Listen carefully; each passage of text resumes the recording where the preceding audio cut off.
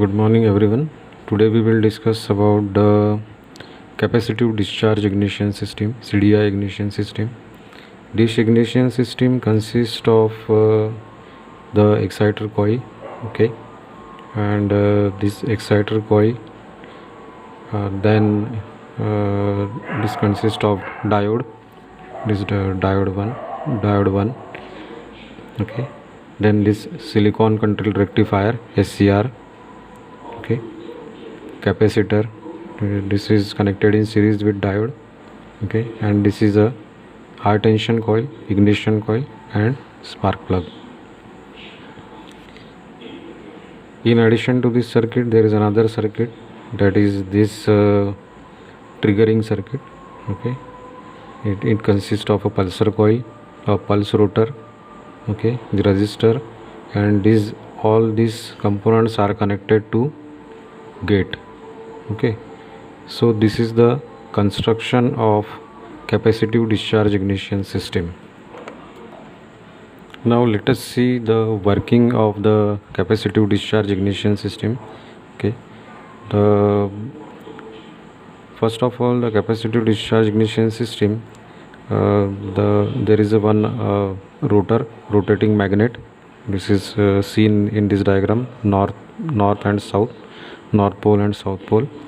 It is connected to the crankshaft of an engine, okay. So when the crankshaft rotate, this magnet also rotate in the clockwise direction, which creates a rotating magnetic field or a changing magnetic field. In this changing magnetic field, there is a exciter coil which is shown like this, okay.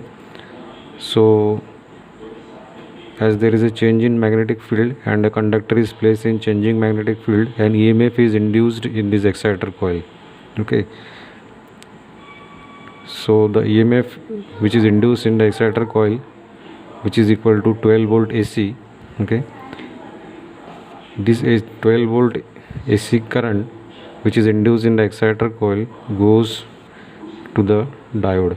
This is a diode which is connected in series with this coil. Now what happened, this 12 volt AC current which is produced in the exciter coil goes to diode, and diode converted it into 12 volt DC, pulsating DC like this. This is a 12 volt AC in the alternating form.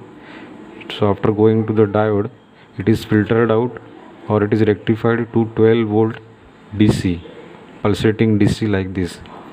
So we get a 12 volt pulse, DC pulse like this in the output of diode, okay. Now this diode is connected to the capacitor in series, okay. So this is a positive terminal of capacitor and this is a negative terminal. This negative terminal is grounded and this positive terminal is given to the positive of diode, in which the pulses are coming, okay. Now what happened, due to this pulses, 12 volt pulses coming from the diode, this capacitor will get charged, completely charged, okay, and this capacitor is in the full charge form. But what happened, this capacitor is in the complete charge form, and in parallel to this circuit there is another circuit called as another device called as an SCR, silicon control rectifier, SCR, okay. This SCR is connected like this in parallel to this coil, okay, and this SCR has a 3 terminal, that is a positive, negative, and this is a gate terminal, okay. Now what is the function of SCR? SCR function is it acts as a electronic switch, one-way switch, which is controlled by this gate current, okay. So naturally when this gate current is 0, that is when there is no gate current, the SCR is in the non-conducting mode, that it won't allow the current from this positive side to negative side, okay.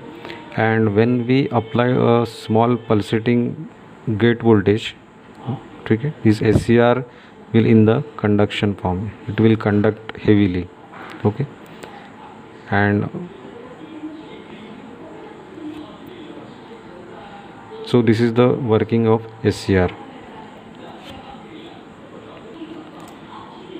So now what happened, this the current from this exciter coil goes to the diode, and from diode it is rectified to 12 volt DC, and it completely charges the capacitor, and the capacitor is in the completely charged form. Okay, now the current from the capacitor will not go in the backward direction or in the that is towards the exciter coil because of this diode. Okay, because diode acts as a rectifier, it won't allow the current in the backward direction. Okay, so current will not flow in the backward direction, as well as current will not flow in the SCR, as there is a no gate voltage. This SCR is in the non-conduction form, so this capacitor will remain in the charged form, completely charged form, it will not discharge. Okay,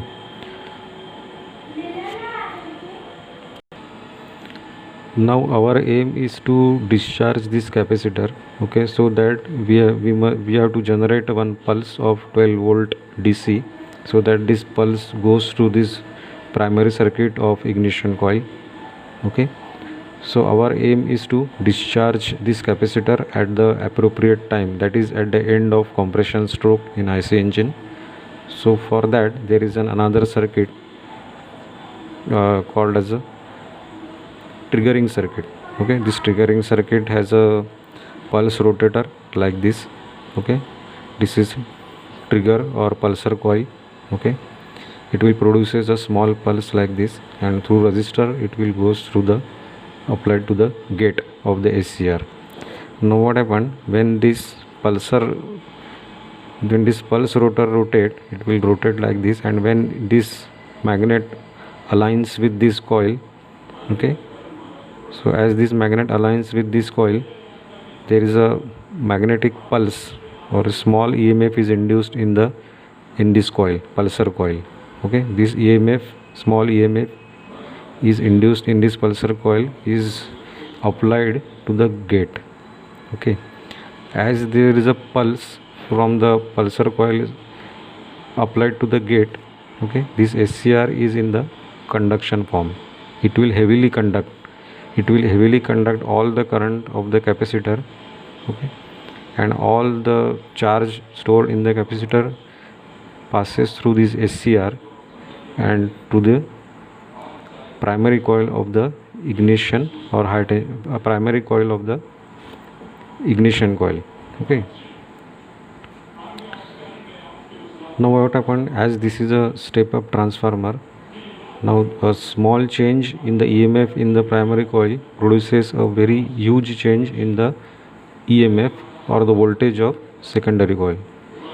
So here what happened, the voltage changes from 0 to 12 volt in the primary.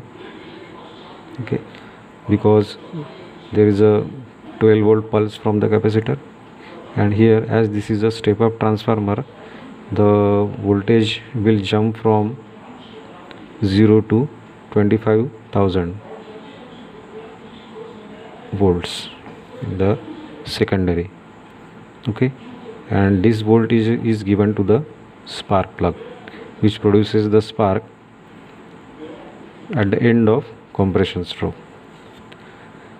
So the timing of the pulse rotor is such designed that this magnet and this pulsar coil will align with each other at the time when there is end of compression stroke. Okay, when there is end of compression stroke, these two will align and producing a pulse, a small pulse, which heavily conduct the SCR, or SCR is in the conduction mode.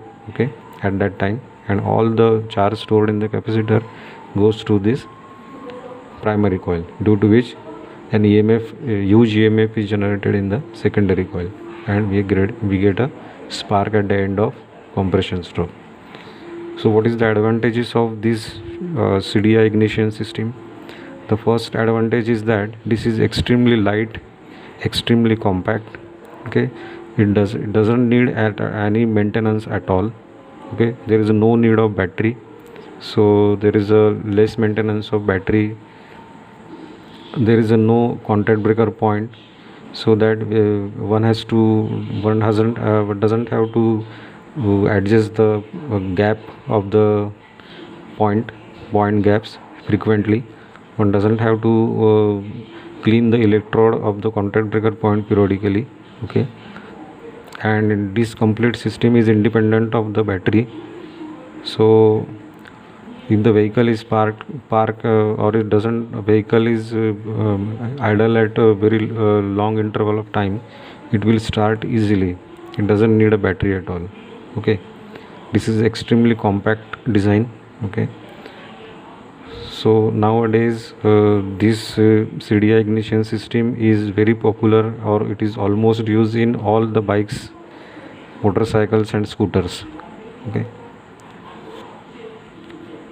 the only disadvantage of this capacitive discharge ignition system is that the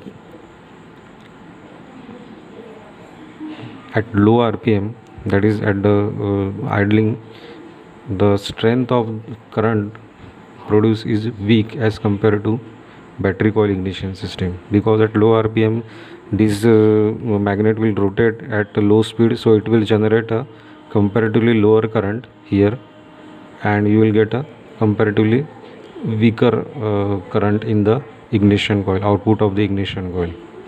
Okay, so as compared to battery coil ignition system produces a very healthy current even at the very low RPM of the engine, that is at the idling also, because the current depends upon the health of battery. If the battery is fully charged, you will get a very healthy current at low RPM.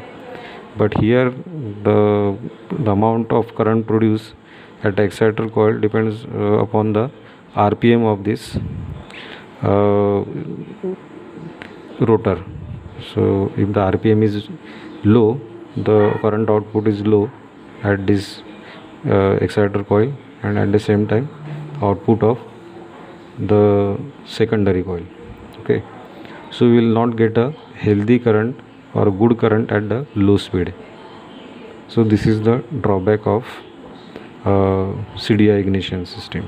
So this ignition system is mainly used for high revving engines such as aeroplanes, motorcycles, cars, etc. So this is all the capacitive discharge ignition system works. Thank you.